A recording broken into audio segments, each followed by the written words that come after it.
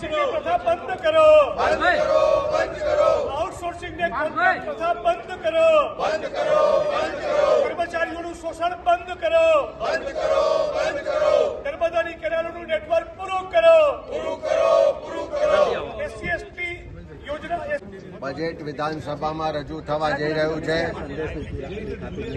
રાજ્યના નાણામંત્રી શ્રી આજે બજેટ રજૂ કરે પહેલા ગુજરાતની જનતાની જે આશા છે, અપેક્ષા છે, જે માગણીઓ છે એને રજૂ કરી રહ્યા છે।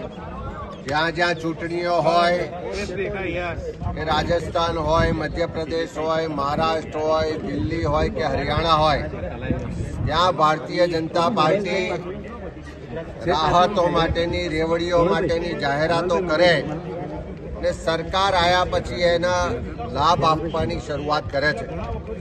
પણ ગુજરાતમાં 30 વર્ષથી ભારતીય જનતા પાર્ટીનું શાસન છે। આ ગુજરાતની મહિલાઓને 500 રૂપિયામાં ગેસનો બોટલ કેમ નથી આપવામાં આવતો? મોંઘવારીનો માર સહન કરેલી મહિલાઓને 500 રૂપિયામાં ગેસનો બોટલ મળે। ગુજરાતના યુવાનો જે રોજગાર ઝંખી રહ્યા છે, કોન્ટ્રાક્ટ આઉટસોર્સિંગ પ્રથામાં શોષણ થઈ રહ્યું છે, ત્યારે કોન્ટ્રાક્ટ આઉટસોર્સિંગ પ્રથા નાબૂદ કરવામાં આવે। સમાન કામ સમાન વેતનથી કર્મચારીઓને એનું સન્માન સાથેની નોકરી આપવામાં આવે। ખાલી જગ્યાઓ પર તાત્કાલિક ભરતી કરવામાં આવે।